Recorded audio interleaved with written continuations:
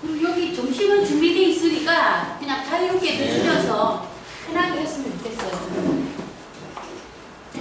뭐 이런 자리 마련해 주셔서 고맙습니다.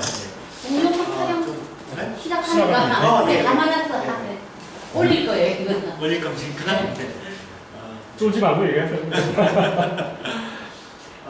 제목을 이제 무상교를 시대별과 이제 정치 전략으로 좀 잡았는데, 이 문건은 제가 한 1년 전에 이제 초안을 좀 잡아서 한번 이제 아주 소규모 발표를 한 적이 있었습니다. 그렇게 이제 확대되지는 않고 있지만 다시 좀 이런 자리 좀 마련해 주셔가지고 작년에 자료를 다시 좀 업그레이드 좀 하면서 내용을 조금 더 충실하게 좀 보충을 한 10여 년이 좀 더 흘렀는데 지금 시기 이제 무사우료라고 하는 것이 되게 황당하게도 엉뚱한 방식으로 실현이 되고 있습니다. 엉뚱한 방향으로 실현되고 있다는 얘기는 뭐냐면 많은 국민들이 무사우료에 대한 욕구들을 사보험 해결하고 있다는 거죠. 실손의료보험을 해결을 하고 있습니다. 그건 무상인가요? 그런 문제들이 있습니다. 이제 그런 맥락의 흐름 속에서 과학이 어떻게 이제 변해 왔는지 우리가 새롭게 이제 어떤 실천적인 전략들을 좀 가져 나가야 될 것인지 중심으로 설명을 하겠습니다. 그래서 이제 그동안 이제 무사우리 운동의 어떤 성과나 한계를 간단하게 좀 짚어드리면 사실 무사우리라고 하는 건 별 개념이 아니고요. 보통 가장 크게 이해할 때는 그거죠. 의료 이용할 때는 본인 부담을 없애달라, 최소화시켜서 자유롭게 의료 이용을 할 수 있도록 해달라는 이런 의미인 거고요. 속소적으로는 그렇고요. 그래서 실질적으로 무상의료 개념은 건강보험 보장성 확대 의미입니다. 보장성을 확대해서 본인 부담을 줄여달라는 거고, 좀 더 넓은 의미로 이제 흔히 이제 무상의료라고 할 때는 우리나라 전체 의료 시스템을 좀 공공적인 방식으로 재편하는 것들을 이제 목표로 하고 있는 거죠. 그 목표를 향해서 우선적으로 필요한 것은 건강보험 보장성 확대라는 개념으로 보시면 되고요. 이런 무상의료 운동은 꽤 성과도 냈습니다. 적지 않게. 그게 2005년도 무상의료 얘기가 2002년, 3년도에 이제 민주노총 초창기에 이제 제기를 했었고, 이때 이제 2005년도에 이제 암부터 무상의료 운동이라고 해가지고 이때 당시 암의 보장률이 50%가 안 됐어요. 안 걸리면 다 가기 파탄이 됐었거든요. 근데 이제 이 암부터 무상의료 운동 하면서 꽤 대중적인 지지도 획득했고, 또 다행히 이때 당시에 건강보험 재정이 한 1조 5천억이 나갔어요. 그러니까 그거를 암 보장에 우선 쓰자. 그거를 한 분이 그 이성재 변호사. 맞습니다. 예. 그런 이제 시민사회 운동을 받아들였던 거죠. 또 노무현정부라고 하는 또 특성들이 같이 맞아떨어졌기 때문에, 그래서 지금은 암 보장률이 한 70% 중반 정도까지도 향상됐죠. 네. 또 뭐 국가필수 예방접종 항상 선거 때마다 들었었던 게 이제 무상접종 이런 성과들이 있었는데 이게 전부였습니다. 아무것도 없어요. 이제 사실은 이 그동안 이제 보건의료 운동, 진보적인 보건의료 운동의 가장 큰 성과는 지금 현행 건강보험, 전국민 건강보험 제도를 출발시킨 거였어요. 1989년도에 지역가입자를 대상으로 건강보험제도를 전국민 의료보험을 확대시켰지만 지역은 지역별로, 직장은 직장별로 일단 300개 정도 내가 500개인가 이렇게 쪼개져 있었던 거를 이거를 통합하자. 그러니까 돈이 많은 조합은 보장성이 좀 괜찮고 재정이 남고, 좀 돈이 없는 지역, 특히 시골 지역이나 지역 같은 경우에는 돈이 부족하고 이런 문제들이 발생을 했던 거예요. 그러니까 재정을 통합하자라고 하는 운동들을 1990년대부터 해가지고 2000년까지 10년 동안 했고, 그 10년의 성과로 이제 전국민 건강보험, 그전에는 이제 의료보험이라는 표현을 썼다가 이제 전국민 건강보험이라는 표현을 썼던 거죠. 근데 그 이후에 이제 다 통합하고 난 다음에 얘는 보장률이 너무 낮으니까 사실 보장률을 좀 높이는 운동들을 했어야 되는 건데 그 운동이 전혀 되지 못했던 거죠. 사실 무상의료 운동은 2005년대 암부터 무상의료 운동에서 약간 성과를 남긴 거 외에는 뭐 그 이후에 뚜렷한 성과는 없었습니다.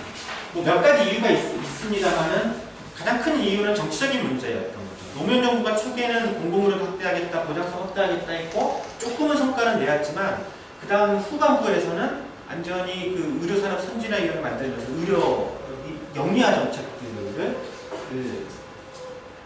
좀 이제 추진했었던 거죠. 그러다 보니까 이제 보건의료운동 진영이 무상의료를 확대하는 운동보다는 의료 민영화 저지 운동을 하는데 할 수밖에 없었던 거예요. 그것도 이제 정권 차원에서 진행을 하고 이러다 보니까 굉장히 수세적인 차원에서 이제 계속 반대 저지 이런 운동들만 해왔었던 거죠. 근데 그 사이에 사실은 의료 민영화는 그래서 사실은 지금 굉장히 많이 진척돼 있는 상황인 거죠. 그래서 수세적인 조건에서 좀 더 공세적으로 무상의료를 추진할 수 있는 또 대중적인 실천이나 구체적인 의제들을 만들어내지 못하고 그냥 슬로건으로 무상의료 해야 된다, 의료 공공성 강화하자 이런 얘기밖에 못했다는 거죠. 그러니까 구체적인 내용들이 없기 때문에 이게 실질적으로 현실에서 힘을 갖기는 되게 어려웠었던 상황이었던 거죠. 아무부터 무상의료 운동이라는 게 저는 기억이 안 나는데 실제로 그런 활동을 열심히 했었습니다. 근데 이제 이거는 사실은 작은 노력으로 사실 성과를 냈어요. 네. 노무현정부 초기라고 하는 게 있었고 건강보험 재정이 1조 5천억이 당시에 남았었다는 거에서 어쨌든 이거를 보장성을 확대하는 데 쓰자라는 거에 대해서는 사실은 정권 차원에서도 그걸 받아들였던 거죠. 그러면 그랬을 때 이걸 어디에 우선으로 쓸 거냐라고 했는데 암 걸리면 대부분 이제 가격 합판되기 때문에 일단 그래서 암에 먼저 쓰자, 암질환에. 그래서 암질환만 특별히 이제 보장성을 좀 더 높였었던 거죠. 그래서 지금도 암 질환은 사실은 적지 않게 보장성이 다른 질환에 비해서 사실 높습니다. 없었던 거예요. 왜냐면 그때는 실손의료보험이 출시가 안 됐거든요. 실손의료보험이 출시된 건 2007년도에 출시가 됐거든요. 그러니까 상황 자체가 완전히 바뀌었다는 거고요. 그래서 의료 민영화, 의료 영리화 얘기들은 뭐 많이 들어보셨기 때문에 간단하게 설명을 좀 해드리면 의료 민영화는 두 가지 축으로 진행되고 있습니다. 의료 시스템을 크게 나누면 보건의료는 이 세 축으로 이루어져 있지 않습니까? 건강보험이 국민으로부터 국가나 사업주로부터 재원을 모아요. 재원을 조달하죠. 그 다음에 이제 의료 공급자들은 의료 이용을 이렇게 환자한테 의료 서비스를 제공해주죠. 의료 서비스를 제공하는 그 비용은 이제 건강보험이 주는 거지 않습니까?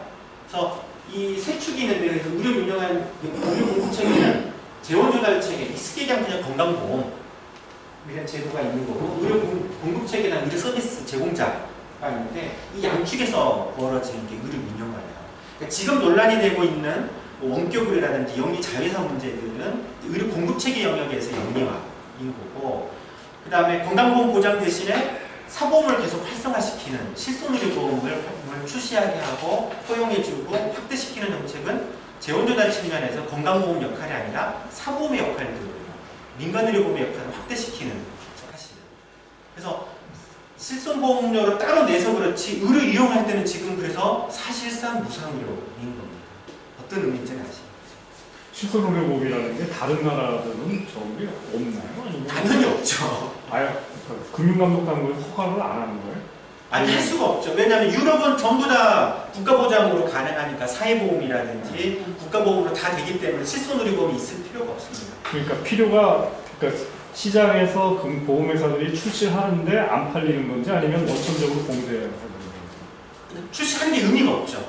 안 팔리니까. 예. 일부 유럽 쪽에서 민간의료보험 시장은 주로 어떤 거냐면 국가보장이나 사회보장 방식으로 하기 좀 어려운 측면들이 있습니다. 예를 들면 치아 같은 치과 쪽은 사실은 보장이 그렇게 높지 않아요. 어느 나라든 돈이 너무 많이 듭니다.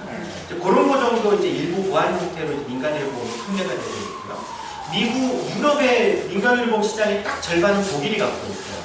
왜냐하면 독일은 사회보험 제도이긴 하지만 상위 20% 노동자들에 대해서는 민간의료보험을 아예 따로 대체형을 할 수 있도록 하고 있거든요.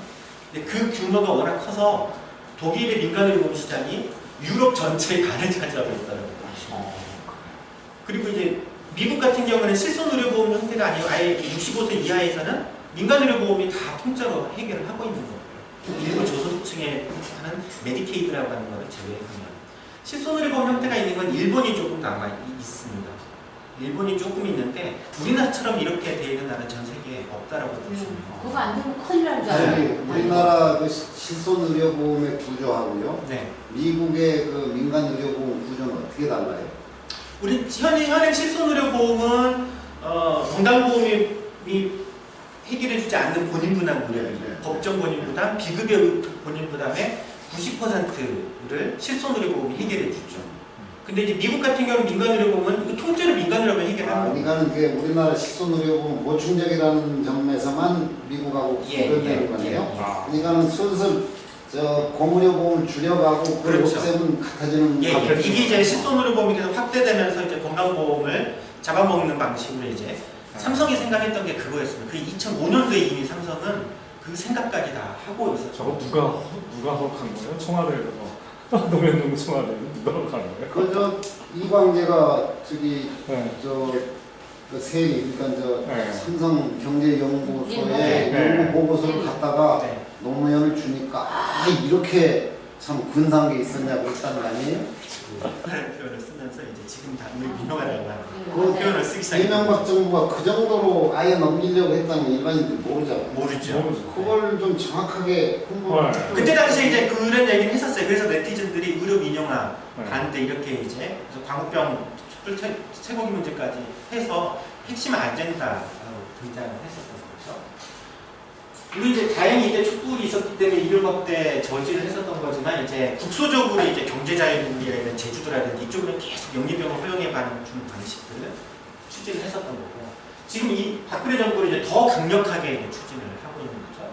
재원조달 측면에서는 지금 이제 노후실손의료보험을 얼마 전 8월에 저저번 달에 출시해줬죠. 이게 이제 그 전에 실손의료보험은 현재 3천만 명이 가입하고 있지만 주로 60세 미만만 가입시켰습니다. 근데 이제 지금 노후실손의료보험은 이제 75세까지 가입할 수 있도록 해줘온. 아, 저기 이순재가 파는 게 저거예요? 지금? 아닙니다. 아, 저기 그건 좀 다른 보험이고요. 그래서 묻지도 따지지 말고 그거. 네. 자, 그건 일반적인 본인들도 다 가입할 수 있어요? 일반적인 사보험이고 네. 노후실손의료보험 아직 본격적으로 이제 보험사가 판매하고 있지 않고 요거 지금 제가 사업으로 준비를 좀 하고 있는 게 일반적인 지금 방금 말씀하신 거에 일반적인 사보험하고 실손의료보험 다릅니까? 보통 사보험이라고 하면 전부 뭐 종신보험부터 해가지고 다 이거 총칭 그냥 흔히 사보험이라고 하고요. 그 중에 이제 민간의료보험이 이제 암보험이라든지 뭐 CI보험, 그 다음에 개인 정액의료보험이 있고 또 실손의료보험이 있는 거죠.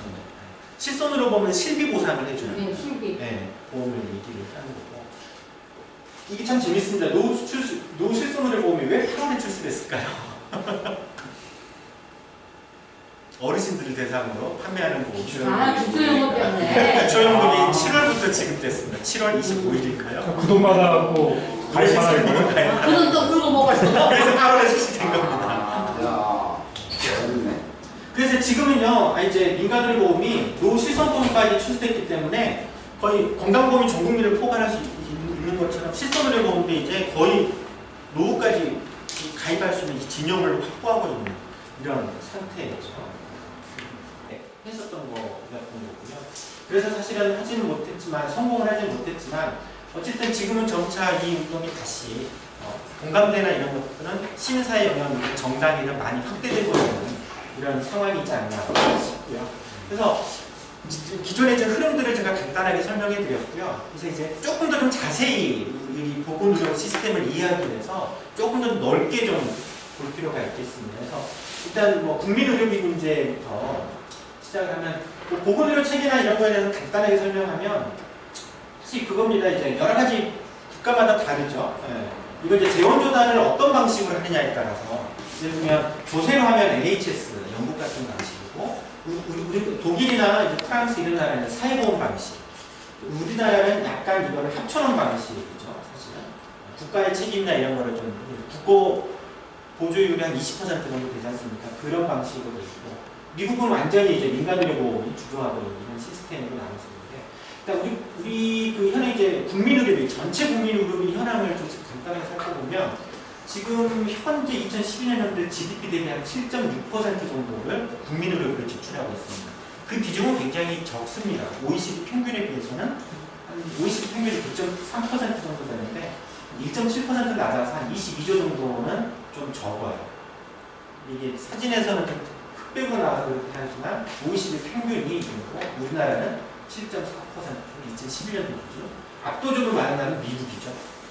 우리 GDP 17%나 쓰고 있고 대부분의 유럽 복지국가 국가들은 대략 한 9에서 10% 정도 현재 쓰고 있는 상황이죠. 하지만 이게 국민의료비가 어떻게 보면 작다라고 볼 수는 없어요. 아까 얘기했듯이 민간의료보험 팽창을 고려해야 됩니다. 민간의료보험이 지금 현재 대략 제 추산으로는 한 40조 원 정도 돼요. 40조 정도라고 하면 GDP의 한 3% 정도 되거든요. 비록 국민의료비 지출은 좀 적지만 실제 민간의료보험 지출이 압도적으로 굉장히 높기 때문에 이걸 합치면 우리나라 사회 전체적으로는 거의 유럽 선진국 수준의 의료비 지출을 하고 있다고 보시는 것이 맞을 것 같아요. 네. 그리고 국민의료비 증가율은 지금 굉장히 높게 증가하고 있어요. 우리나라에. 뭐 연평균 증가율 9% 정도로 OECD 한 2배 정도 증가하고 있고요. 최근에 좀 꺾였습니다. 최근에는 꺾이긴 했지만 국민의료비는 앞으로 계속 증가해서 결국에는 OECD 평균으로 갈 겁니다. 그 핵심 이유는 뭐냐면 우리 사회 급격한 고령화 효과입니다. 인구 고령화로 인해서 지금은 이제 12% 정도 됐죠. 불과 몇 년 전에 10년 전에 7.6%에서 조금 있으면 한 2020년 정도 되면 이제 15%, 뭐 16% 정도 되고 2040년 정도 되면 거의 25% 정도까지 고령화가 되는 효과가 있고 또 하나는 고령화와 함께 평균 수명이 급격하게 늘어나고 있어요. 2000년대에 평균 수명이 76세였다가 얼마 뒤보다 더 오른쪽에 더 낮은 나라는 미국, 멕시코, 칠레죠. 이런 나라들의 특징이 미국하고 FTA를 체결한 나라라는 특성이 있고 근데 이 공적 지출과 사적 지출은 굉장히 큰 차이가 있습니다. 특성의 차이가 있는데요. 공적 지출은 뭐냐면 공공적으로 지출하는 거죠. 국가나 또 지방정부, 정부가 지출하는 거하고 또 사회보장기구로 지출하는 거죠. 근데 사적 지출은 가게가 직접 부담하는 거죠. 그러니까 이제 재원의 특성이 완전 다르죠. 뭐 중앙정부나 사회보장 기여금은 다 예를 들면 조세 같은 경우에는 세금으로 걷지 않습니까? 세금은 직접세의 경우에 누진적인 성격이 갖고 있고 사회보장 기여금, 건강보험료 역시도 소득에 비례해서 내는 측면들이 있죠. 근데 사적 지출은 자기가 온전히 직접 부담을 해야 되는 거거든요.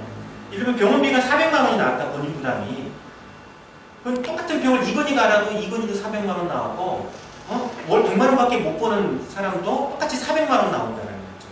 그러니까 사적 지출이 높을수록 소득 혁신성은 엄청나게 크죠.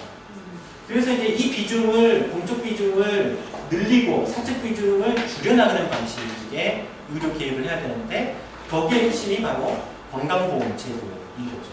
하지만 이거를 OECD 평균으로 바꾸기 위해서는 엄청난 정치적인 과정이 필요하죠. 정치가 필요하다는 것도 간단하게 말씀드리고요. 그래서 우리가 흔히 착각하는 게 국민의료비의 공적 지출을 늘리게 되면 그게 재원이 추가적으로 필요하지 않습니까? 재원은 추가적으로 필요한데 국민의료비 전체, 사회 전체적으로는 변화가 없어요. 왜냐하면 사적 지출을 요만큼을 줄이는 대신에 공적 지출을 요만큼 늘리면 사적 지출이 그만큼 줄어드는 효과가 있는 거죠. 그러니까 결국에는 뭐냐면 공적 지출을 늘리자, 건강보험 보장을 확대하자 이거는 이 필요한 재원을 누가 낼 거냐는 거죠. 국민이 내가 내 우주에서 직접 다 낼 거냐, 그러지 말고 세금이나 건강보험료 해결할 거냐는 거죠. 그렇더라도 사회 전체적으로 내야 될 우리 사회 전체적 차원에서는 부담은 없죠. 그러니까 공적 지출이 늘어나게 되면 국민들이 세금으로, 그 다음에 건강보험료로 기업이 부담하는 사회보장기여금으로 주로 해결하자는 거죠. 그런 측면들이 있는 거고. 현재 우리나라 이제 건강보험의 간단한 현황을 보면 그래서 이제 앞에 이제 국민의료비 차원에서 얘기했고 건강보험 차원에서 얘기를 하면 지금 건강보험 이렇게 되어 있습니다. 2013년도에 한 총 44조 정도가 거쳤고요. 건강보험료는 직장, 지역, 사업주 부담, 직장하고 사업은 반반 해주죠. 국고지원 형태로 이루어지고 있습니다. 뭐 이제 직장과 지역가입자가 보험료 부담하는 방식은 좀 부가적인 다른데 그건 나중에 토론에서 좀 설명을 좀 해드리고요. 그래서 2013년도에 수입 재정 지출 현황을 보면 직장가입자들은 자기가 내는 건강보험료로 한 16조 정도 됐고 받는 건강보험으로 받는 급여 혜택은 27조였습니다. 170%가 넘습니다. 지역가입자도 마찬가지로 받는 혜택은 사실은 똑같아요. 왜냐하면 이게 이제 사회연계적으로 이제 사용자 부담들이 있고 또 국고지원이 같이 들어가서 그런 거죠. 이때 대략 한 3조 정도가 작년에 좀 남았었죠. 근데 이 비용으로 이제 현재 진료비 한 63% 정도밖에 커버를 못하죠. 그래서 현재 보장률이 62%좀 넘는다라고 치면 사실 총 진료비는 64조 정도 되고 건강보험이 이 중에 이제 40%를 해결하고 나머지 24조는 국민들이 직접 내 후주머니에서 지출을 하는 거죠. 그래서 요걸 줄이고 요걸 늘려야 되는 게 지금 현재 핵심 과제인 겁니다. 아까 그 통계랑 아주 일관되게 그러네요. 그 이제 OECD 평균이랑 차이 나는 것도 22조고 여기 숫자도 24조고 비슷비슷합니다. 왜냐하면 대충이랑 그 정도. 국민의료비 공적 지출의 대부분을 차지하는 게 건강보험이에요. 그리고 그 위에 공적 지출이 뭐가 있냐면 의료급여 따로 이제 하는 의료급여가 있고 그게 재원이 한 7, 8조 정도 되고요. 그 다음에 산재보험이 따로 있는 거죠. 그 세 개. 의료급여는 기초생활수급자들. 예. 그래서 그 중에서 건강보험이 사실 대부분 차지하고 있고 산재보험 재정은 뭐 불과 얼마? 1, 2조인가? 이 정도밖에 안 되고 대부분 다 건강보험으로 다 해결하고 있죠 지금. 그런 문제들이 있습니다. 국고지원 문제는 뭐 아시겠죠? 항상 이거는 문제가 좀 되는데 근데 이제 우리가 흔히 국고지원이 건강보험 지원의 20%라고 알고 있는데 사실은 그렇지 않습니다. 잘 알고 있어야 될 게 국고지원은 14%예요. 일반 해결제료는 14%, 6%는 담배세예요. 그래서 부가 되는 거예요. 합쳐서 이제 건강보험료 수입이 20%인데 실질적으로 보면 20%가 지원이 안 되고 항상 15% 정도예요. 국고지원액을 총액을 보면 항상 예전에 한 7%까지 갔다가 지금 14%까지 떨어져 있고 있거든요. 요거 이유가 이제 뭐냐면 이 기획재정부의 농간 때문에 그렇습니다. 일반회계에는 실제 법에 뭐라고 되어 있냐면 실제 보험료 수익이 아니라 예상 보험료 수익이에요. 내년에 이 정도 보험료 수익이 거칠 거다 해서 이제 국고지원을 해야 되는데 기획재정부가 항상 이걸 축소 추계하죠. 그래서 이제 국고지원율이 떨어지는 효과가 있고 이건 이제 사후정산들을 해야 되는 데서 안 되고 있죠.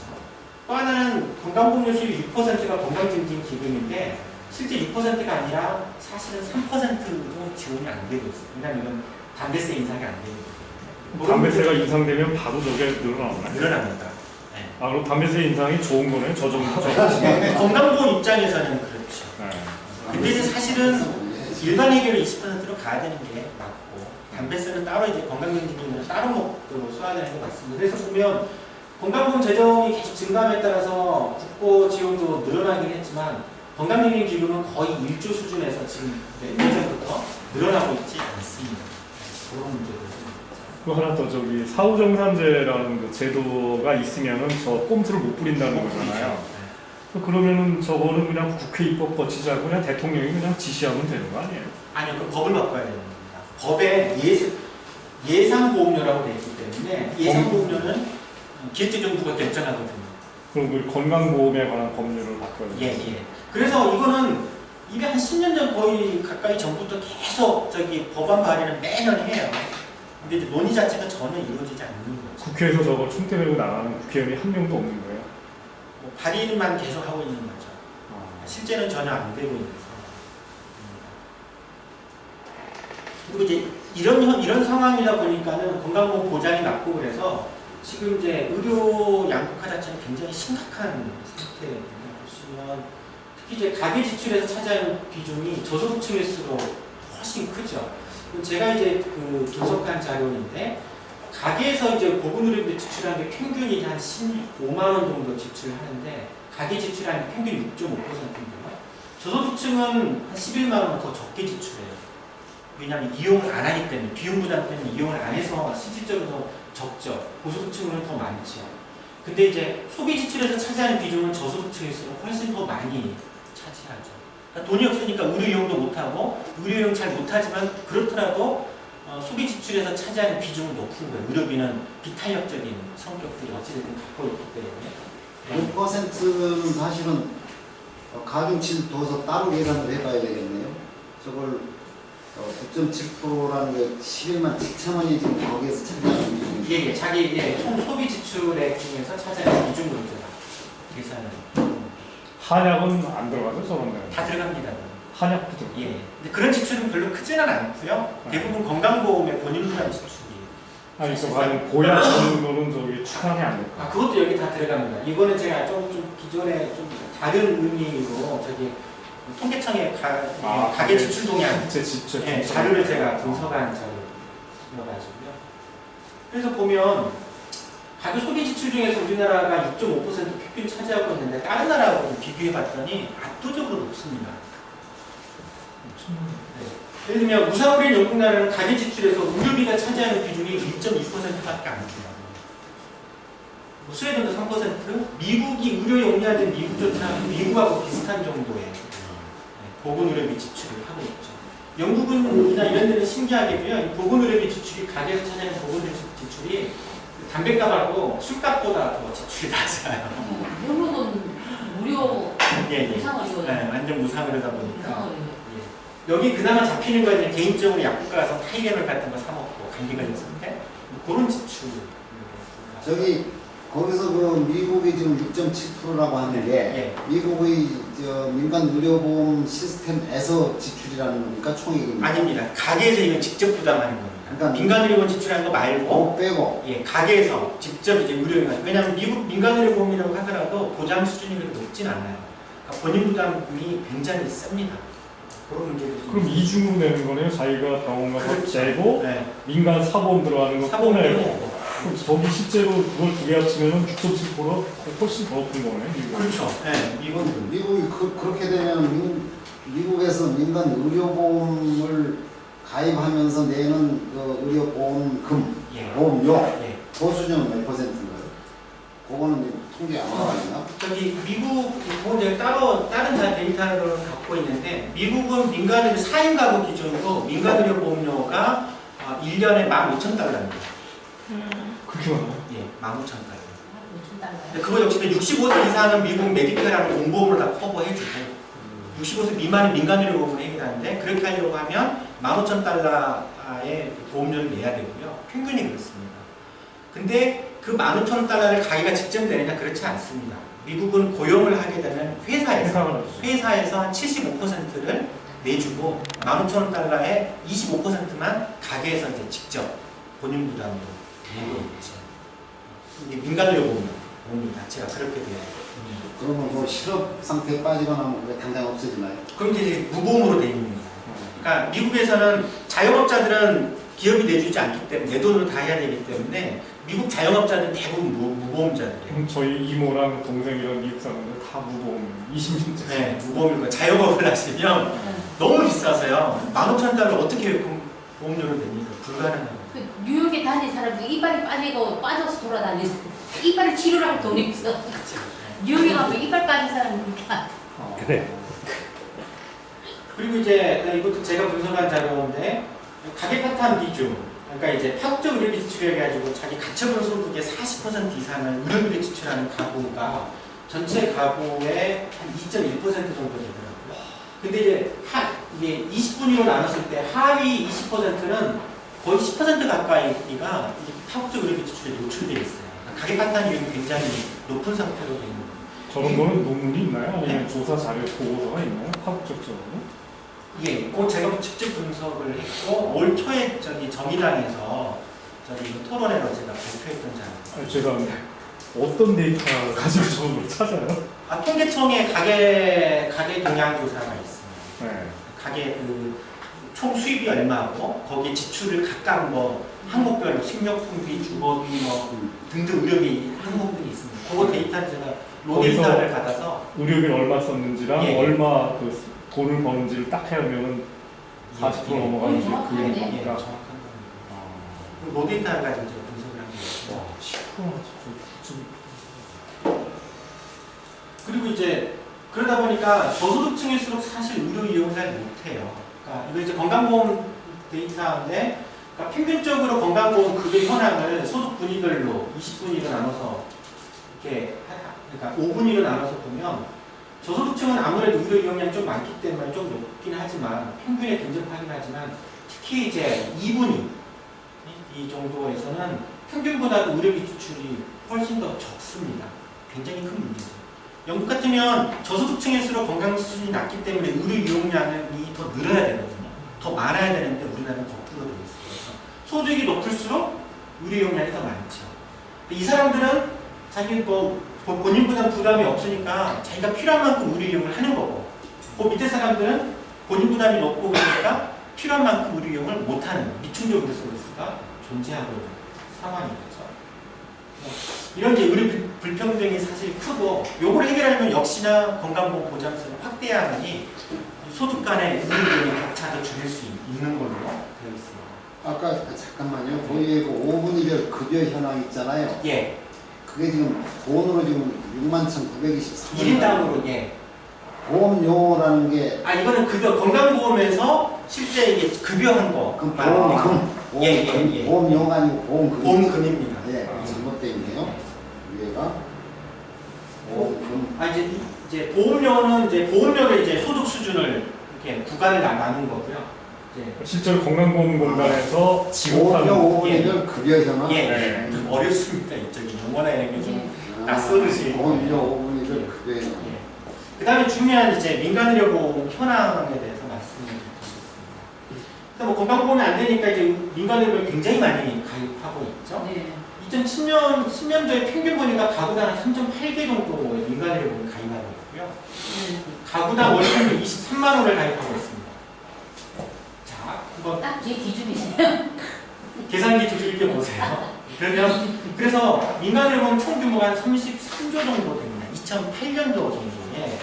자, 마다 아무도 저거 안 해서 모르는데 무슨 원이 그러니까 민간의료보험 하나당 평균 한 6만 원꼴로 보시면 돼요.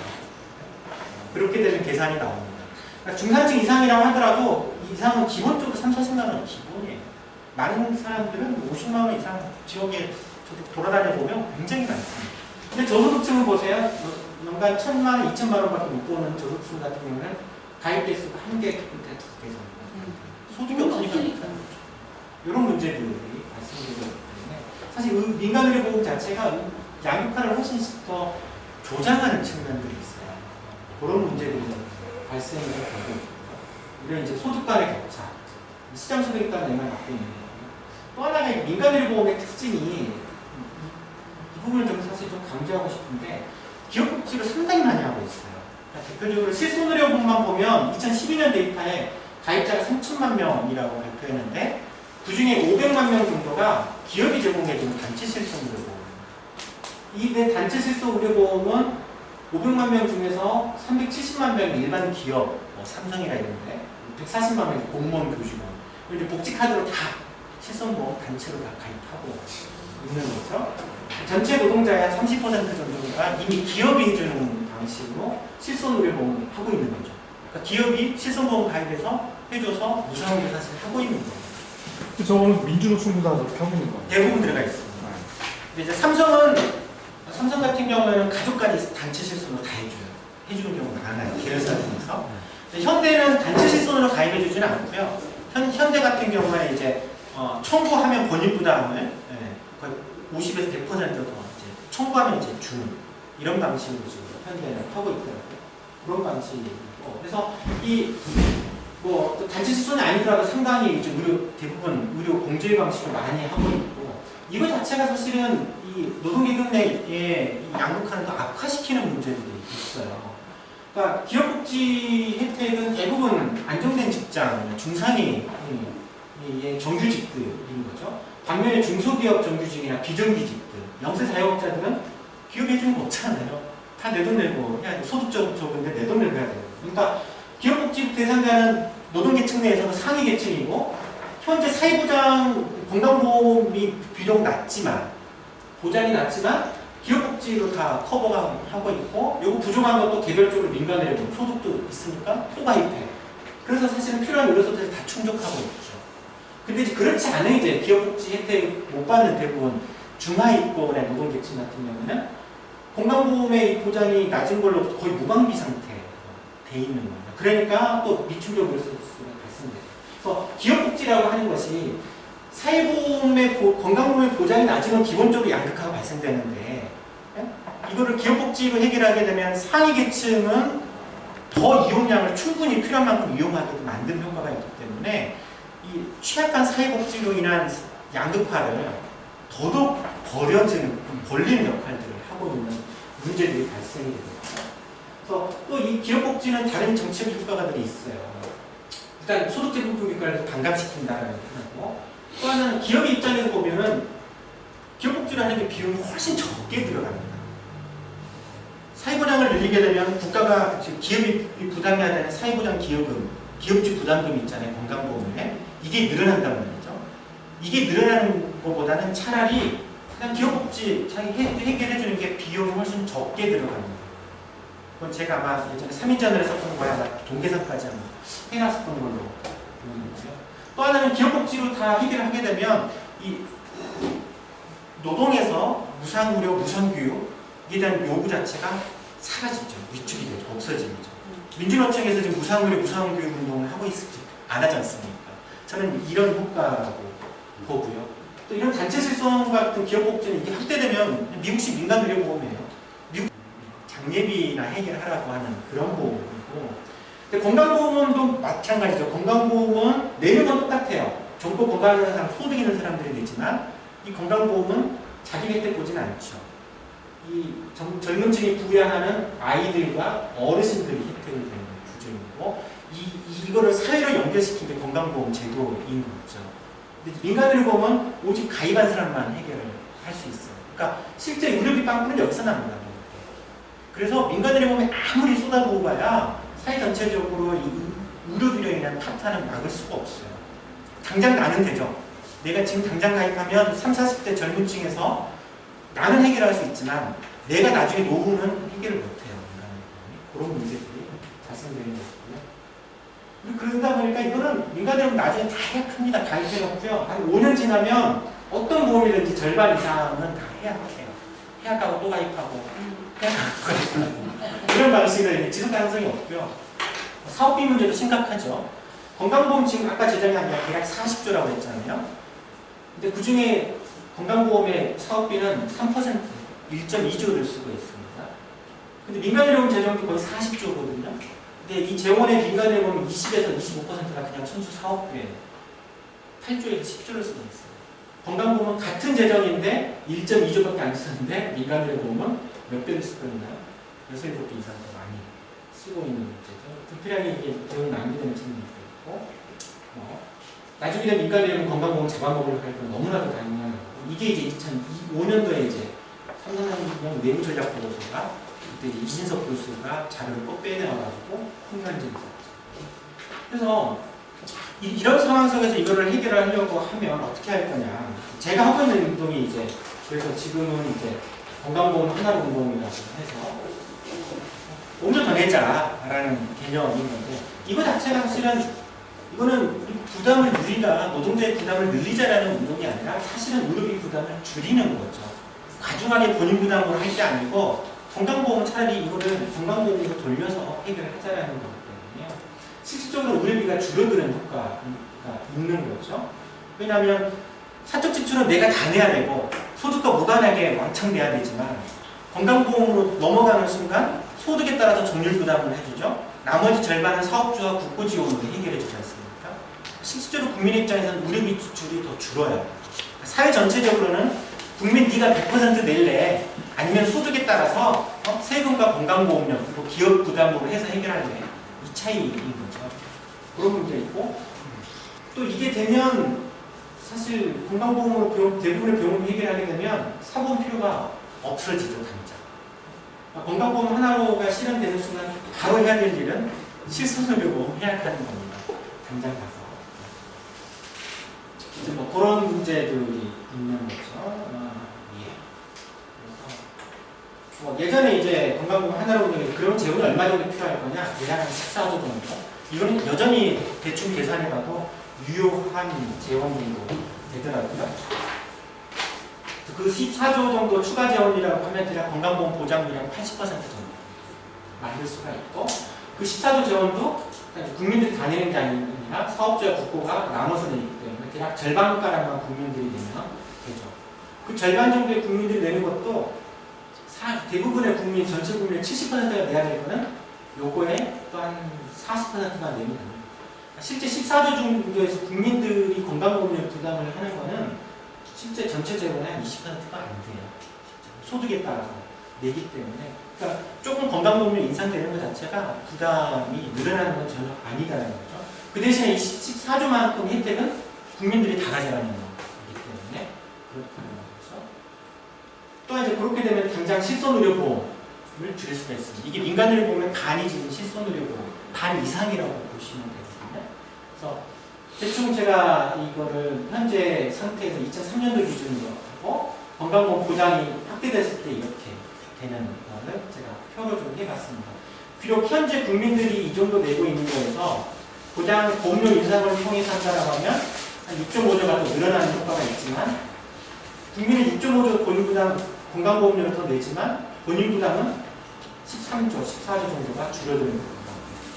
의료비 부담을 줄이는 거고 덤으로 40조 원 중에서 절반을 날라간다. 실손의료보험 가입할 필요가 없어지기 때문에 남아있는 저 의료보험은 뭐예요? 그럼? 그건 이제 암보험이라는 정액형만 남는 거예요. 순수 정액형만 남게 되는 거예요. 그거는 암은 그 건강보험 커버가 되고 암에 딸린 보조제 그런 것들을 커버해 주는 건가요?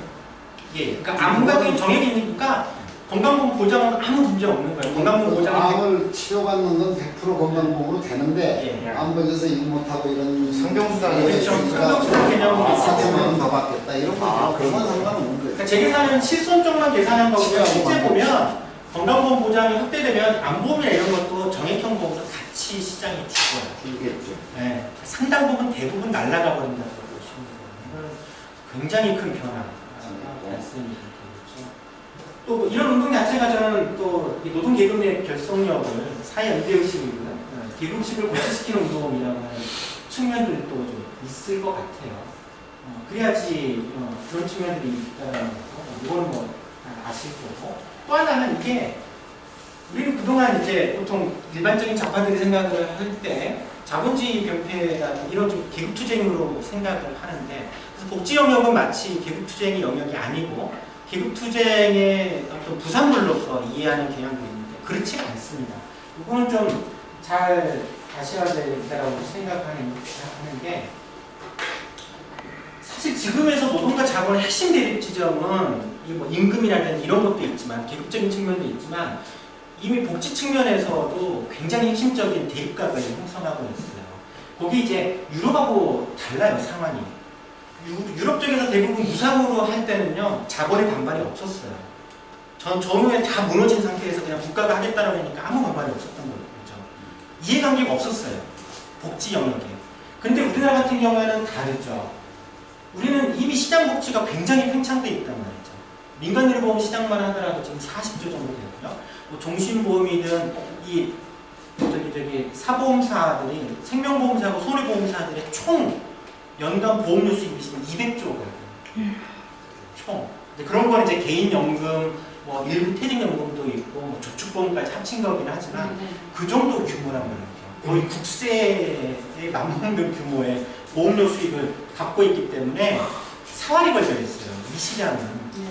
공무원연금도 사실 그런 측면들이 있잖아요. 지금 정부가 이렇게 추진하려고 하는 거는 물론 그게 필요하긴 하지만 또 다른 측면에서 사보험사들의 요구들이 있는 거예요. 공무원연금 지금 줄여야지 공무원들이 사보험에 가입하지 않습니다. 공무원들이 지금 사실 워낙 높기 때문에 사보험 메리트가 그렇게 크지 않아요. 개인연금 메리트.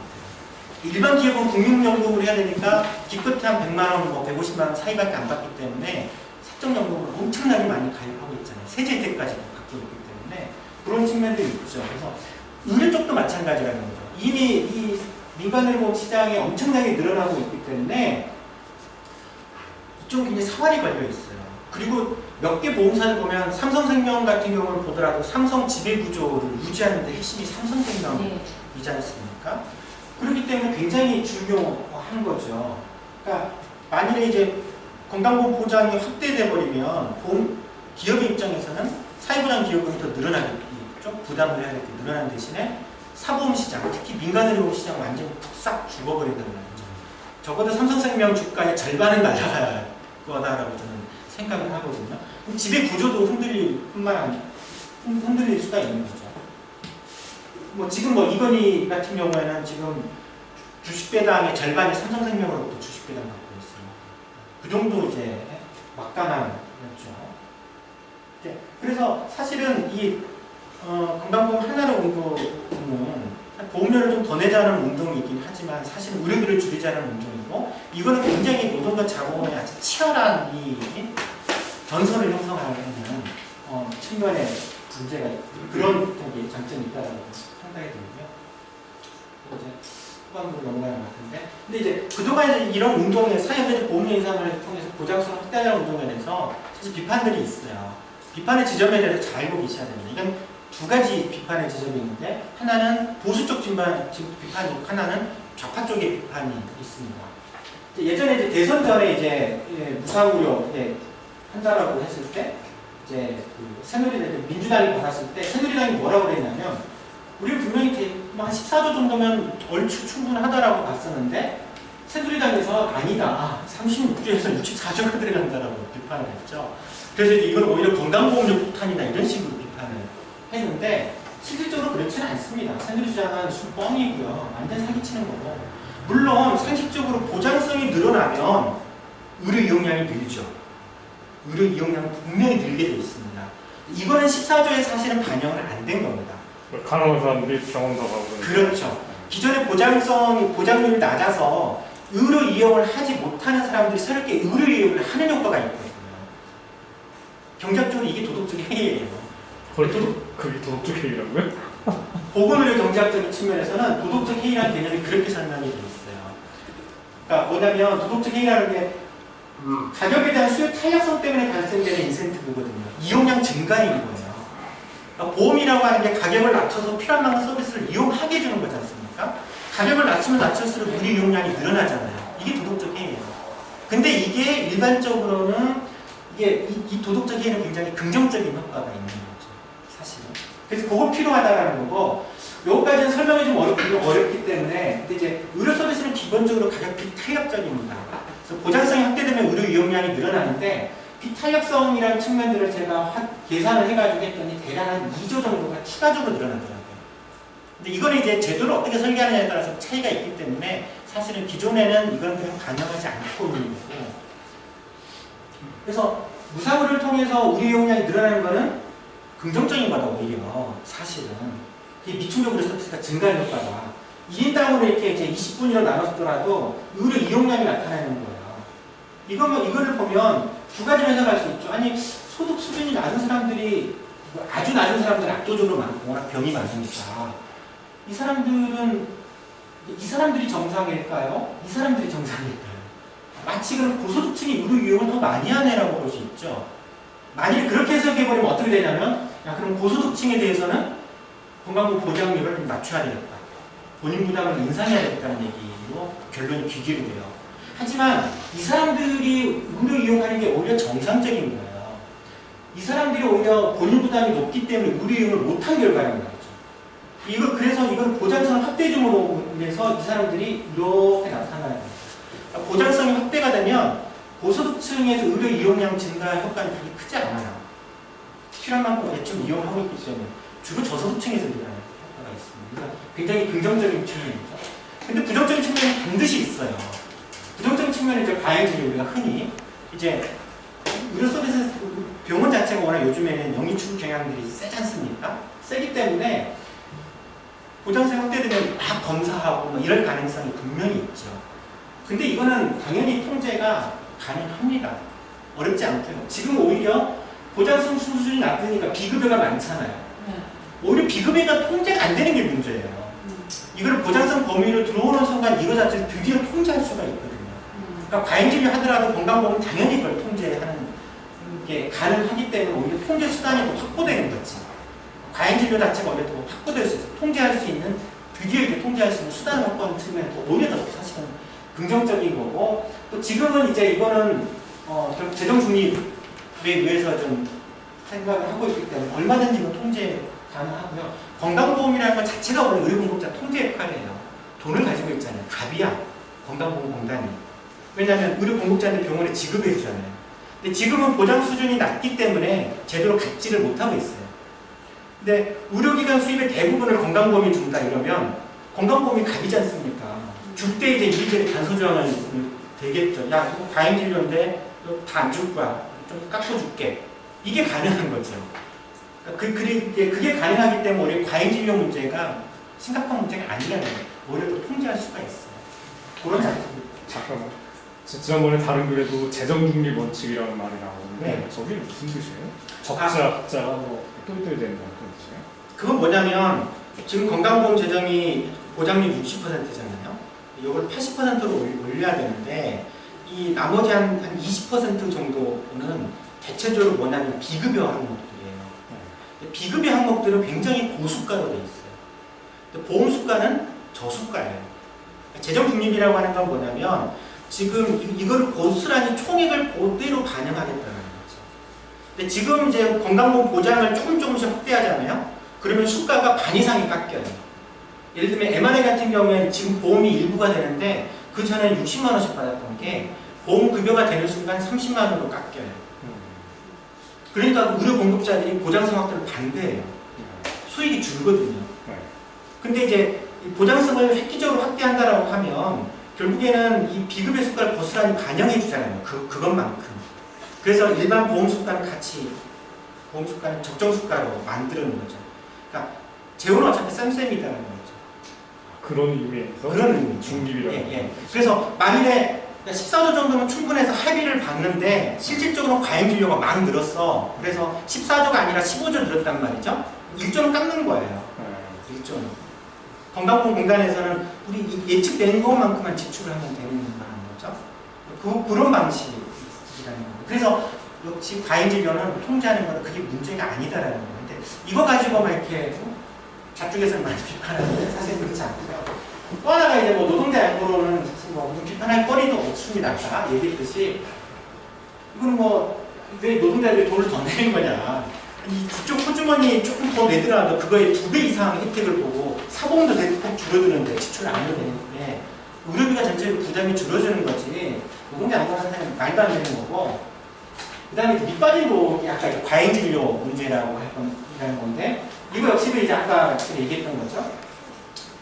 비급여를 통제하는 게 사실은 핵심이라 오히려 비급여, 그러니까 과잉 진료가 통제될 수 있는 수단이 확보된다는 문제고. 아니 근데 저런 얘기를 진보 쪽 사람들이 저런 얘기해요? 네. 누가 독특하죠. 누가 저런 얘기해요? 그래요? 또 하나가 그거예요. 야, 민간 의료기관 이렇게 많은데 보장성 확대되면 야, 걔네들 다 지금 그쪽 돈으로 빠지는 거 아니냐. 보장성 확대 안 되면 밑빠진 돈이라는 거죠. 그런 논리인 건데 공공의료기관을 확대해서라고요. 보장성 확대하지 않으면 공공병원 못 늘립니다. 솔직히 말씀드려요. 왜 진주의료를 없애려고 그럴까요? 적자가 나기 때문이잖아요. 적자가 왜 났죠?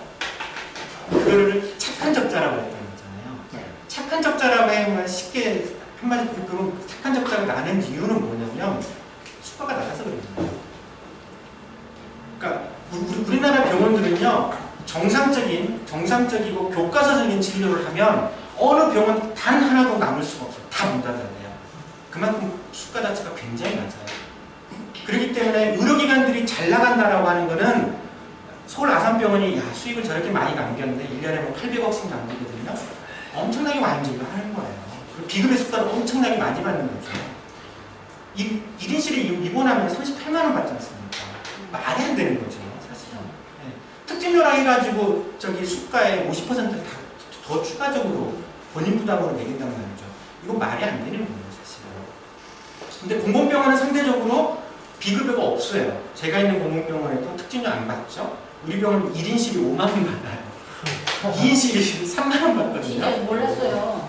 그렇게 싸요? 그러니까 비급여를 안 받아요. 거의 없어요.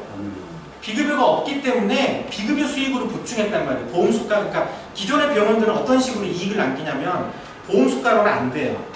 그러니까 엄청나게 과잉 진료를 해요. 양을 늘려. 또 하나가 비급여를 팽창시켜요. 그리고 이 비급여는 굉장히 고가로 받아요. 실제 원가의 3배, 4배씩 받아요. 그 다음에 또 부대 사업까지 또 해요. 이걸로 수익을 유지하는 구조란 말이죠. 근데 공공병원은 그게 차단되어 있어요. 비급여가 일단 특진료 못 받고 비급여도 굉장히 저렴해요. 그렇기 때문에 당연히 적자 날 수밖에 없는 거죠. 이거를 수가를 정상화시켜줘야 돼요. 정상화시켜줘야지 병원이 유지가 되죠. 정상화시키면 국립병원들도 적자가 안 나겠네요? 나지 않죠. 어차피 재정 중립이기 때문에 비급여로 갔던 걸 그냥 건강보험을 해주는 거예요. 그런 문제, 그렇다는 거죠. 그래서 이 공공병원을 늘리려고 하더라도 수가가 사실은 정상화돼야 되고 그게 핵심은 건강보장성을 늘려줘야만이 사실은 이 공공병원을 지으려고 그러지. 누가 지금 공공병원을 지으려고 합니까? 다 지금 그 적자를 다 도에서 지방정부 예산으로 메꿔야 되는데 지방정부 전부 다 깜빡해놨잖아요. 그러니까 이제 줄이려고 하는 거예요. 공공병원 없애려고 하는 거예요. 지금 강원도도 지금 속초병원 없애려고 지금 하고 있는 상황인 거죠. 사실 우리나라에서 저기죠? 의료생협이 확대 안 되는 이유도 요거예요. 왜냐면 의료생협은 그래도 환자 진료에 충실하고 주치 역할로서 막 10분, 20분 진료하려고 하잖아요. 그렇게 가지고는 의료생협을 유지할 수가 없어요. 의료생협이 그래서 안 늘어나요. 의사들이 안 가려고 그러지. 우리 김명일 선생님 하는 게 그럼 희생정신으로 엄청난 희생가에서 하는 거예요. 정상화시킬 정상적으로 진료했을 때 받게 해줘야 되는 거죠. 우리나라 의료기관은 예를 들어서 1차 의료원 같은 경우에는 미국은 하루에 20명밖에 안 봐요, 진료를. 한 사람당 7만 원씩 받죠, 수가는. 진료비요. 유럽은 인두제 방식이지만 유럽은 대략 하루에 한 30명에서 40명밖에 진료하지 않아요. 근데 우리나라는 40명 진료하면 무조건 망합니다. 60명, 최소 60명을 봐야지 유지를 할 수가 있고 의사들이 연수입 1억 정도를 가져갈 수 있는 게 하루 환자 60명 기준이에요. 그러니까 의료생협에서 60명씩 못 보지 않습니까? 그러니까 이제 계속 이제 적자가 될 수밖에 없는 거고 이제 부담금 꼬라박아야 되고 의사 인건비 낮게 하고 이게 확대가 안 되는 측면이 있는 거예요. 일본은 이런 미느렘이라고 해가지고 우리나라 의료생협 같은 조직이 굉장히 커요. 또 그게 이제 공산당의 핵심 지지 기반이거든요. 수가가 정상적으로 되기 때문에 일본도 물론 저수가긴 하는데 우리나라처럼 심하지 않아요. 그러니까 그렇게 얼마든지 뜻만 있으면 의사들이 하려고 한단 말이죠. 그게. 근데 우리나라는 그렇지가 않다. 또 하나는 한미 FTA 때문에 무사고를 못한다는 말은 사실 이건 말도 안 되는 주장이었고 근데 이게 막 퍼져나갔었죠. 굉장히 짜증났었는데 FTA하고 건강보험 보장은 사실은 전혀 무관한 겁니다. FTA도 미국에서 딴지 못 거고 아니면 그냥 의료 쪽은 제외돼 있어요.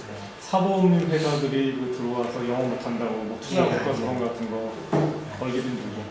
그때 막 정동영도 인터뷰 해가지고 FTA 되면 안보험 보장 못한다 뭐 이런 식으로 했던 거 다 근거 없는 거였어요. 가장 심각한 문제입니다. 물론 이제 이게 FTA가 장기적으로 의료 영리화나 이런 걸 추진을 밀어붙여요. 예를 들면 경제자유구역 같은 경우에는 지금은 외국인 영리병원이 허용됐잖아요. 이걸 다시 법으로 막을 수가 없어요. 막게 되면 국내법으로는 가능하지만 이게 FTA 협정이 위반이 될 거예요. 그런 측면들은 있지만 건강보험 보장을 FTA 때문에 못한다 이건 사실 말도 안 되는 얘기예요. 지금 국가에서 계속 그래도 뭐 3대 비급여도 좀 하겠다, 뭐 4대 중증질환도 좀 조금이라도 하지 않습니까? 하잖아요. FTA 아무 문제 없어요. 박근혜 정부도 하고 있는데? 네, 아무 문제 없어요. 그래서 이제 마지막 부분인데 그래서 이후에도 어떤 정치 전략을 가져가야 될 거냐라고 봤을 때 저는 게임의 룰이 전 중요한 것 같아요. 우리가 어떤 게임의 룰을 가지고 접근할 거냐라는 게 저는 핵심이다라고 보는데요. 오늘 건강보험의 게임의 룰은 국회가 아닙니다. 사회적 합의기구예요. 건정심이라고 하는. 건정심이라는 것 속에서 여기서 보험료도 결정하고요. 보험료 얼마로 올릴지, 건강보험 보장 내용을 얼마나 확대할 것인지, 의료 수가 얼마나 정상화에 올려줄 건지 말 것인지 이거 다 건정심에서 결정을 해요. 보건복지부가 뭐 건강보험 보장 확대하겠다, 뭐 하겠다 발표하잖아요. 이거 확정된 안이 아니에요. 이건 정부 안위에 불과하고 최종적으로는 건정심 승인을 받아야지 통과가 되는데 물론 지금은 정부가 발표하고 하겠다고 하면 대부분 건정심에서 자동 통과되는 다 의결을 해주는 구조이거든요. 지금 건정심은 그래서 사회적 합의기구로 가입자 8, 공급자 8, 공익 8이라고 되어 있는데 여기 이제 가입자 8에 노동자가 들어가 있고 가입자 사용자도 들어가 있어요.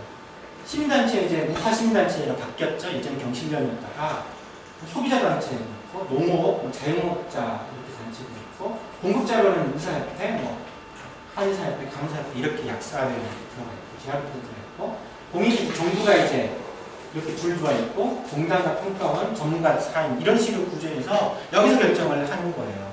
그래서 근데 지금의 건정심 구조의 가장 큰 문제는 다 이해관계가 다 제각각이에요. 가입자라고 해도 노동자 이해관계하고 사용자 이해관계가 다르죠. 의료 공급자들끼리 지들끼리 다 달라요. 다 다르고 정부도 마찬가지. 일관되어서 하지 않아요. 보건복지부 입장 다르고 기재부 입장 다르고 또 여기 전문가 입장도 달라요. 이쪽 둘은 좀 나름대로 괜찮고 둘은 저쪽 아니면 사보험 쪽 편들어주고 이런 식으로 이해관계가 다 달라서 실제로는 이게 그래서 어느 누구도요 정부를 제외한 어느 누구도 자신의 이해관계를 관찰 못 시키고 있어요. 그건 의료 공급자도 마찬가지고 노동자들도 마찬가지예요. 민노총도 자기가 요구하는 이해관계를 절대 관찰 못 시키는 거예요. 지금 현행 구조에서는 그런 식으로 돼 있어요. 그래서 의료 공급자들이 이걸 어찌됐든 자기네들 지분 늘리려고 정부하고 협상할 때 했었잖아요. 근데 결국 사기당했죠. 정부한테. 사기당하긴 했지만. 근데 이제 크게 보면 이 공정심에 들어가고 있는 이해 집단을 셋으로 나눌 수가 있어요. 어찌됐든 무상의를 지향하는 진보 진영. 또 하나가 의료 공급자는 이쪽 저쪽도 아니고 자신들의 이해관계, 고유한 이해관계가 있어요. 또 하나는 시장 세력. 크게 보면 세 가지. 이 세 가지 중에서 지금은 건정심에서는 이게 압도적인 힘을 다 가지고 있어요. 이미 정부 자체가 자본하고 결탁되어 있고 그러기 때문에 그렇죠. 그래서 각각의 이제 무상운동 진보를 보면 현황들을 보면 지금 굉장히 수세적인 활동들을 좀 할 수밖에 없고 계속 밀려가고 있는 건데 문제는 이 민주노총이나 한국노총도 건정심에서 소수파일 뿐만 아니라 이게 건정심에서 중요한 보장성 의제를 주도하고 이러지를 전혀 못해요. 수세적으로만 따라가고 정부 안에 그냥 좀 역조만 비판 좀 하고 통과시켜주고 내지는 반대 의견하고 그래도 통과시키고 통과되고 이런 구조되어 있거든요. 그래서 사실은 건정심 무상의료는요 건정심이에요. 건정심이 제일 중요한데 이게 자체가 지금 건정심에서 무슨 논의를 하고 있는지 아무도 모르잖아요. 이쪽도 몰라요. 민주노총에 참여하는 사람 제외하면 아무도 몰라요. 뭘 가지고 논의하는지 사회적으로 공론화도 안 되고 진보 쪽에서 우리가 어떻게 대응해야 될지 아무런 준비도 안 되고 있고 그냥 딸랑 한 명 들어가가지고 그냥 비판하고 통과시켜주고 그냥 통과시켜주고 아니면 반대하고 퇴장하고 그래도 통과는 다 되고 이것만 지금 계속 반복되어 왔었던 것이 문제인 거죠.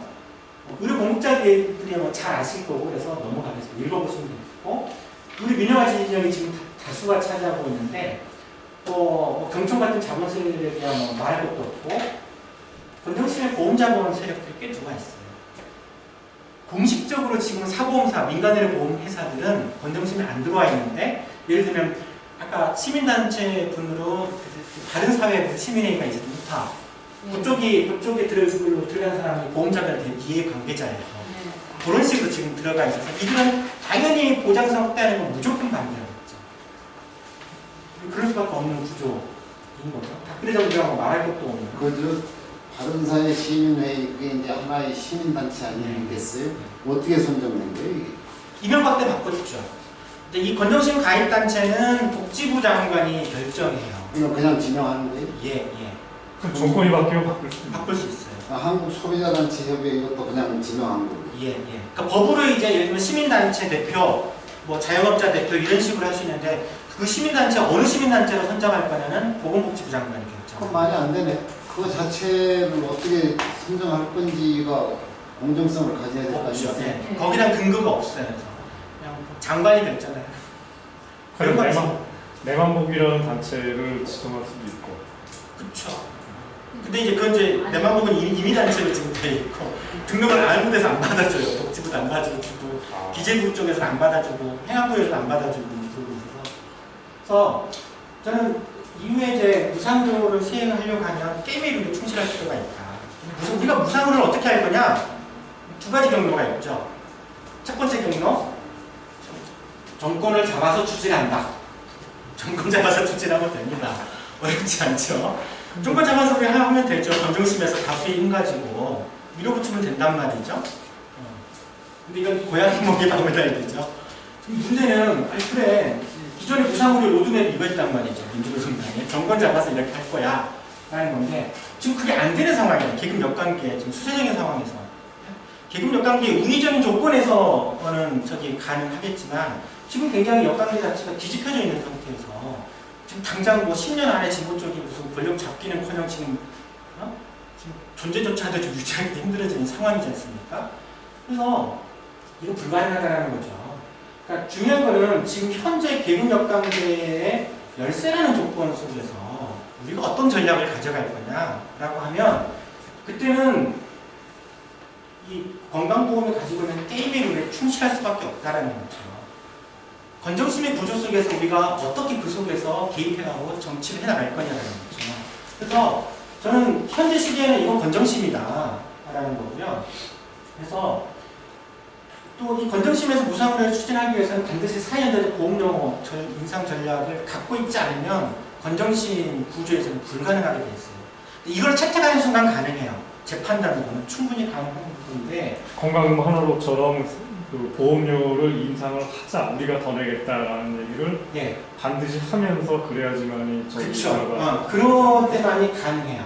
왜냐하면 아까 그랬죠. 건정심에 참여하는 일반인 자체가 워낙 복잡해요. 그래서 어느 한 세력도 우위를 잡지 못하고 있고 정권만이 자본과 결탁한 정부만이 지금 관철시키고 있는 구조인 건데 그동안에 이제 어떤 문제가 있었냐면 건정심 내에서 이제 민주노총과 한국노총 같은 노동 진보 진영이 대응의 방식이 뭐냐면 이런 자본과 전혀 싸우고 있지 못해요. 건정심 논의에서의 주로 전선을 노동과 자본을 만들어야 되는데 이게 안 되고 있고 이들은 어디하고 싸우고 있냐면 우리 공급자하고 싸우고 있어요. 그러니까 수가 인상 뭐 2% 해줄 거냐 1.8% 해줄 거냐 가지고 싸우고 있단 말이죠. 포괄수까지 조금 확대되는 걸 어떻게 할 거냐고 싸우고 있는 거예요. 이때 싸움에서는 어떤 식이냐면 의료수가 인상 반대는 경총도 반대합니다. 수가 인상이 올라되면 물가 인상률만큼 올려줘야 되잖아요. 근데 그렇게 되면 건강보험 재정 지출이 늘어나게 되고 그러면 기업 부담도 조금이라도 같이 늘어나거든요. 경총하고 오히려 한 목소리를 내고 있는 구조예요. 지금 현재 노동의 위치가 건정심에서 이게 심각한 문제인 거죠. 자본하고 싸워야 될 거 아닙니까? 이런 문제가 있고요. 그 입장이 이유가 뭐냐면 건정심에서 노동진영이 보장성 확대는 계속 얘기하죠. 보장성 얘기를 하는데 그러면 보장성 얘기를 하려고 하면 재원이 필요하지 않습니까? 재원이 필요한데 보장성 확대 해달라 더 넓혀라 그러면 정부 쪽이나 다른 위원들은 야 돈이 있어야지 재원 부담 어떻게 할 건데 물어본단 말이죠. 그러면 이제 노동 쪽에서 맨날 하는 이유가 야, 국고지원 왜 약속을 안 지키냐 제대로 하고 사업주 부담을 늘려라는 거예요. 근데 문제는 국고지원 주장 재원 합충을 위해서 국고지원을 2020%가 아니라 30% 늘리고 사업주 부담을 반반해서 뭐 4대 1이나 3대 7로 늘리는 거는요. 이 게임의 룰은 건정심이 결정을 못한다는 거지 문제는. 이건 국회에서 바꿔야 되는 거예요. 국회에서 게임의 룰 자체가. 그러니까 건정심에서 보장성 확대 오케이. 그리고 필요한 재원 오케이. 사회연대적 보험료 인상을 같이 보험료 올릴 테니까 확대하자는 주장은 할 수 있지만 그건 이 게임의 룰에서 가능하지만 국고지원 늘려라, 사업주 부담금 늘려라고 하는 게임의 룰은 건정심에서 논의할 수가 없는 룰이란 말이죠. 그럼 국민건강보험법을 바꿔야 되는 거죠. 부담금 거기 참여하는 민주노총이나 이 사람들이 저런 구도를 몰라요? 알죠. 근데 왜 그따구로 있어요? 그러니까 저도 깜짝 그러니까 말하자면 좋은 얘기만 하는 거죠. 노동자 쪽이 노동자 부담 늘리는 건 무조건 안 된다 이런 식이네요. 예. 그러니까 논리 자체가 그거였지 그거예요. 뭐. 보장성 확대 없는 건강보험료 인상 반대. 이게 핵심 논리예요. 건강보험료 인상을 안 하겠다, 안 내겠다. 네. 보장성 차라리 먼저 그걸 주더라. 바꾸기만 하는데 거꾸로 건강보험료를 올릴 테니 보장성 대폭 확대야 라고 하면 돼요. 별거 아닌 것 같은데 엄청난 큰 차이예요. 정치적 입장에서. 5번을 시작해보니까 5번을 쓰니까 저도 들어가 있었던 적이 있었나요? 거기서 예전에 의료수가 문제에서 같이 반대했다고. 민주노총 계실 때 그때도 이제 보험료에서 무조건 반대했었어요. 그때는 반대했었다. 네, 그때 당시에는 나중에 알고 보니 무식했다 이랬는데. 왜냐면 무상으로 로드맵은 국고로 하는 거였거든요. 사실상.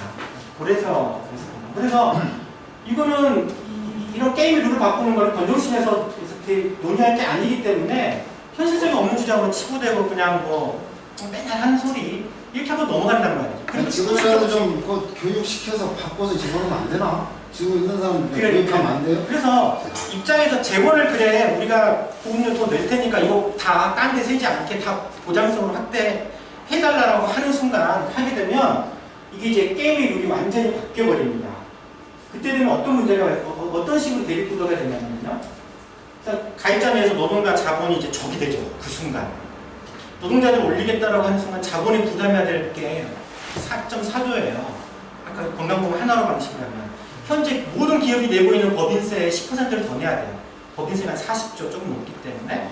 그렇게 많이 나요. 네. 그러니까 보장이 확대되는 순간 자본 입장에서는 사회보장 기여금이 더 올라가게 되죠. 사보험시장은 망하지 않습니까? 절대 손들 수가 없겠죠. 그 순간에 의사들 그렇게 이제 대립구도가 형성이 되고요. 그 다음에 정부 측 같은 경우에는 적극적으로 반대 못합니다. 기재부 빼면 제 판단이. 왜냐하면 그동안 정부 측 논리가 그거였거든요. 야, 보장성 확대하려면 재원이 필요해. 니네 낼 거야? 가입자 위원측한테 서로 그냥 잘해서는 안 된다고 그런 거거든요. 그러니까 뭐냐면 정부는 그동안 계속 보장성 확대를 획기적으로 못한 이유가 야, 니네들하고 국민들이 보험 인상 반대하지 않냐. 그러니까 우리 못하고 있는 거야 라고 얘기를 해왔단 말이야, 논리적으로. 근데 그래, 우리 입장 바꿨어. 보험료 인상 할 테니까 30% 할 거야. 이거 가지고 보장성 확대 대폭하자 라고 하면 정부는 이제 꿀먹은 버머리가 되는 거야. 그래? 반대할 수가 없어요, 공식적으로. 정부 측 위원 중에서 4명은 전문가예요. 이들도 공식적으로 반대할 수가 없어요. 그러니까 게임의 룰이 완전히 바뀌어요. 나머지 포지션이 의료 공급자란 말이죠. 의료 공급자들은 사실 무상으로에 기본적으로 반대합니다. 왜? 보장성 확대 기본적으로 지금까지 반대 포지션을 취해왔어요. 아까 얘기했듯이 조금씩 보장성 확대되면 비급여가 급여화되면서 수가가 반 이상 깎여버리거든요. 그러니까 그거를 의료 공급자는 이걸 또 보충하려면 또 가입률을 더 해야 돼. 계속 이게 악순환되는 것 같단 말이죠. 근데 이거에 대해서는 타협해야죠. 의료 공급자들하고는. 의료 수가를 헌신하자. 의료 수가를 헌신하는 거죠. 적정 수가로 만드는 거예요. 보험료 수입을 더 얻을 테니까 예. 더 주겠다. 그것 때문에 돈이 더 들어가는 건 아니니까. 아까 설명드렸듯이 돈이 추가적으로 들어가는 건 아닙니다. 그냥 보장성 확대해주는 그걸 총액을 고스란히 반영해주는 순간 그냥 적정 수가가 되는 구조. 이게 불가하단 말이죠. 이런 논리적 설명을 하게 되면 의료 공급자들이 반대할 이유가 없어요. 수가 자체를 현선해 준다는데. 의료 공급자들 의사협회가 8명 중에 2명밖에 차지하고 있지 않다고. 나머지는 간호사협회, 치과협회, 간호사협회, 제약협회 이해관계가 아무것도 없어요. 제약협회는 오히려 좋아하겠지. 보장성 확대되면 의료 영향 늘어나니까 약간 부담도 없으니까 좀 더 늘어나겠다 생각하고 찬성할 거란 말이죠. 제약회사들이 찬성. 중립할 거란 말이지. 자신의 이해관계에 충실한다라고 하면. 그렇지 않나요? 그러니까 건강보험료를 인상하겠다라고 하는 순간 이제 전선이 그동안 애매모호하게 이제 의료 공급자들하고 막 싸웠던 게 순간 노동과 자본으로 쫙 전선이 쫙 한 줄로 그어집니다. 이쪽 쓸 거냐 이쪽 쓸 거냐 결정하는 거예요. 어떤 의미인지 알겠죠? 그러니까 무상으로 생각하면 지금 이런 전략을 펼쳐야 된다는 거죠. 그래서 사실은 무상으로 건강보험 하나로 무상으로 하는 데서의 키는 민주노총이 갖고 있습니다. 쉽게 얘기하면 민주노총이 기존의 입장을 좀 전향적으로만 바꾸는 순간 게임은 끝나는 거예요. 실제. 민주노총 위원장은 한국노총은 약간 좀 쉽지 않을 건데 한국노총이 그렇지 하지 않더라도 민주노총이 치고 나가고 또 이렇게 이제 지역에서 대중적인 여론 만들어내고 같이 시민사회가 해가지고 하면 박근혜 정부도 어쩔 수가 없어요. 하겠다는데. 그동안 돈이 없어서 못했던 건데 우리가 더 내겠다는데 무조건 되는 게임이다. 민주노총의 하여튼 그 조직 결의로 건강보험 하나 운동에 들어오면은 그냥 모든 판이 다 바뀌는 거예요. 판 자체가 완전히 바뀌어버려요. 그 순간. 근데 이제 약간 그러니까 이제 민노총 내 분위기가 오늘 어때요? 전혀 없어요? 민노총 내에서 이쪽을 좀 흔드는 사람들. 민주노총에서는 예를 들면 이제 지역 조직에서 사회보험 노조 같은 경우에는 이 안에 대해서 애초에 건강보험 하나로 시민의 주축이 사회보험 노조하고 보건의 노조였습니다. 요거 됐어요. 강의는 마쳐요. 지금 이제 민주노총 중앙단위에서는 이제 여기 찬성하지 못하고 있지만 사회보험 노조하고 보건의 노조는 입장을 찬성하는 입장입니다. 찬성하고 있어요? 사회보험 노조는 도중에 이제 집행부가 한 번 바뀌면서 이제 반대 입장으로 돌아섰다가 최근 집행부는 좀 우호적인 입장입니다. 사실은 이제 아직 접촉을 해보지는 못했는데 보건의 노조는 기본적으로 여전히 현재 집행부 차원에서는 찬성하죠. 저 사회보험노조하고 보건의료노조하고요. 예. 민주노총 집행부하고 각 집행부를 전부 모아서 간담회 한번 합시다. 네? 그렇죠. 근데 이제 그거 저희가 민주노총 쪽이랑 만나는 게 있으니까 한번 수준을 해보죠. 그거 한번 해보죠. 네. 내가 박사할게. 이번에 그 민주노총 이 총장 위원장 직선제가 있으니까 거기 출마할 분들이랑 해가지고 이 문제를 그 출마할 때 아예 그냥 이런 걸 아예 공약을 내걸든지 할 수 있으면 정말 최고겠죠. 안 내릴 겁니다. 안 내놓겠죠. 왜냐면 저게 근데 아까 얘기처럼 저걸 하게 되면은 단체 협상에 들어가 있는 그 사내복지 체제 중에 일부가 좀 와야 되는 거 아니에요. 그래서 별로 안 좋아가지고 일반 조합원들이 안 좋아할 것 같은데. 이해관계가 지금은 없어요. 이상으로에. 그러니까 이미 다 기업으로 다 해결하고 있기 때문에 그 입장에서는 솔직히 얘기하면 진짜 건강보험을 좀 올리자라고 하는 건 진짜 내부담이 좀 늘어나는 거죠. 그렇죠. 몇만 원 더 지출이 늘어나는 게 말이죠. 왜냐하면 기존에 이미 기업복지나 이런 거 다 해결하고 있는 측면들이 있기 때문에 거기에서는 그러면 진짜 그건 개인 입장에서는 지출이 늘어나니까 반대할 수 있겠지만 전체적으로 크게 봐야죠. 그렇게 봐야죠. 그래서 깝깝하긴 한데. 어쨌든 만약 민주노총이 그 자기들 조합원 이익만이 아니라 사회 전체랑 지정규직까지 생각한다면 반드시 이걸 얘기해야지만 된다라고 대의명분상 얘기하면은 공개적으로 반대하기 힘들 얘기죠. 진짜로 영원히 다니다. 그런 공약을 내고 나이 되면 자기 그만둬야 돼. 그래서 지도부한테 뭐 공약을 하라 이런 게 아니고 그런 것보다는 그 당선된 지도부가 이 입장을 취하고만 있으면 됩니다. 공개적으로 얘기하지 않고 거기 하지 가서 않더라도. 거기 가서 얘기가. 그 다음에 이제 나중에 이제 그 건정식 들어가는 분이 민주노총 부위원장님이세요. 그렇게 해가지고 집단적으로 위원장이 들어가요. 예, 부위원장 김경자 부위원장님이세요. 근데 그분의 개인의 입장이 개인의 문제가 아니라 민주노총은 조직 차원의 문제라는 거예요. 조직 차원에서 지금 결정을 못 하고 있어요. 예전에 그 사회연대 전략도 그 무산됐었잖아요. 네. 그런 문제가 있었고 어쨌든 이것도 민주노총에서 결정을 하게 되려고 하면 조직 차원에서 아마 또 대의원대회나 뭐 등등 해가지고 거기서 아마 통과가 돼야지 사실 공식적인 입장으로는 표방이 가능할 거예요. 안 그러면 엄청나게 반발할 거거든요. 사실은 민주노총 내부에. 가장 반대하는 게 이 좌파 쪽이죠. 네. 그쪽을 설득하면 되는 거예요. 현장파나 이쪽. 그거보다 일반 노동자들이 안 되죠. 일반 평조합. 네. 교육이 먼저 돼야 되겠네요. 네. 대의원까지도. 그래서 이거는 사실 민주노총 설득하는 거 문제는 사실 좀 약간 저는 정치적으로 좀 접근할 필요가 있다라는 생각이 좀 들어요. 그래서 직접적으로 저쪽에서 설득하는 것도 필요하겠지만 사회 자체에서 이런 운동들을 좀 만들어내고 또 주요한 정치인들이 계속 민주노총 위원장 만나서 설득하고 얘기하고 이런 식으로 또 압박도 하고 때리는 그런 방식으로 좀 풀어나가야 될 것 같고. 반대하면 창피하게 쪽팔리게 만들어지는 전략. 그래서 사실 복지국가 운동을 하는 데 있어서 게임의 룰로 보면 이거야말로 가장 실현 가능해요. 이게 먼저 돼야지 그 다음에 사실은 건강보험료 올리는 거는 사실 적지 않은 부담이에요. 30%도 올려야 되기 때문에 300만 원 소득자라고 하면 건강보험료 지금 9만 원 내고 있는데 39, 27, 2만 7천 원을 더 내는 거거든요. 근데 나중에 사회복지세나 이런 방식으로 하면 300만 원 소득자가 추가로 내야 될 사회복지세는 만 원도 안 돼요. 300만 원 소득자는 실질적으로 만 원, 1%니까 3만 원 내고 있거든요. 거기 20% 더 내자는 거잖아요. 사회복지세 설계는. 그러니까 6천 원만 더 내야 되는데 건강보험료를 더 많이 내거든요. 사실 정률 방식이니까. 그래서 근데 이제 건강보험이 됐을 때 국민이 누리는 거는 당장 사보험 지출이 확 줄지 않습니까? 30만 원.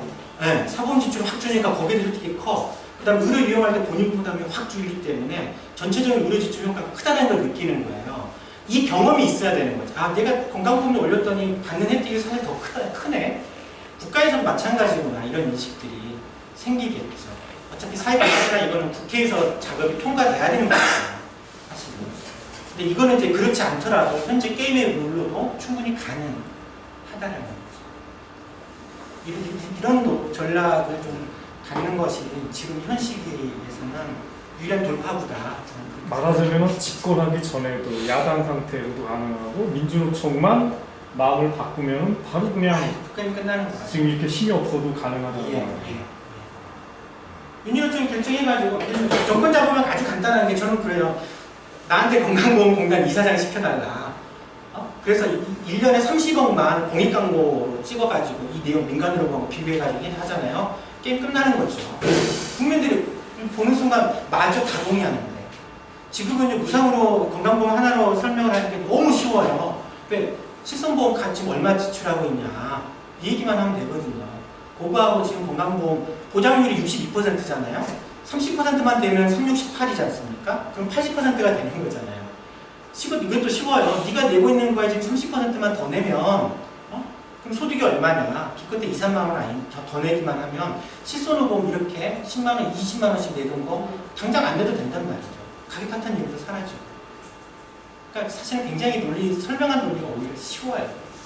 근데 이제 예전에 이제 건강보험 하나로 시민회의에서 이제 저기 캠페인도 굉장히 많이 했는데 지역 주민들도 만나고 이렇게 설명도 하고 젊은 분은 다 동의합니다.